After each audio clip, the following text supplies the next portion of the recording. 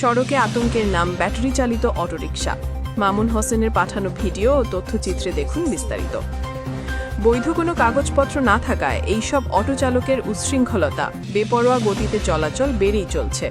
যেখানে সেখানে থামিয়ে যাত্রী ওঠা নামানো, কোনো ধরনের শৃঙ্খলা না থাকায় প্রতিদিন দুর্ঘটনায় শিকার হচ্ছে নগরবাসী।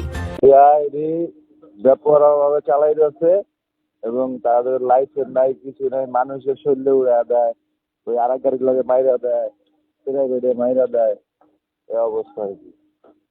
রাজধানীর শ্যামপুর, কেরানীগঞ্জ, গেন্ডারিয়া, মুগদা, কমলাপুর বিভিন্ন জায়গায় অটো কারখানা গড়ে উঠেছে। 3 চাকার অটোরিকশার প্রধান যন্ত্রাংশ কমলাপুর স্টেডিয়াম মার্কেট। এর বেশিরভাগই যন্ত্রপাতি চায়না থেকে আমদানি করে বলে জানা গেছে। খারাপ, এটা খারাপ। 24 ভোল্টের 12 ভোল্ট বানায় 3 ইঞ্চি তার ব্রেক। এই ব্রেকে তো এত কিছু রাখতে পারে না গতি। অনেক মানুষের ক্ষয়ক্ষতি, পা ভাঙছে, হাত ভাঙছে, এটা তো অনেক ঘটনা করছে।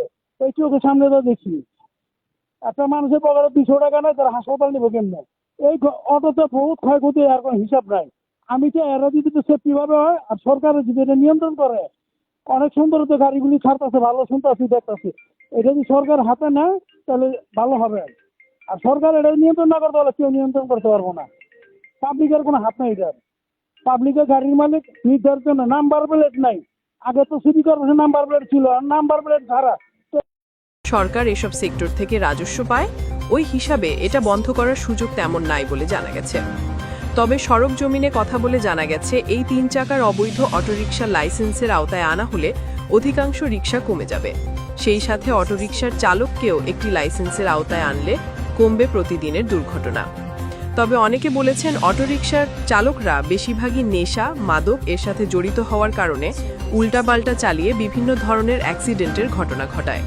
এই অবৈধ অটোরিকশা শৃঙ্খলায় আনতে হলে রিকশার মালিককে লাইসেন্সের আওতায় আনতে হবে। প্রতিটি রিকশার হেভি ওয়েট একটি লাইসেন্স থাকতে হবে, সেই সাথে চালকের লাইসেন্স অবশ্যই। তাহলে সড়কে ফিরবে কিছুটা শৃঙ্খলা, কমবে দুর্ঘটনা।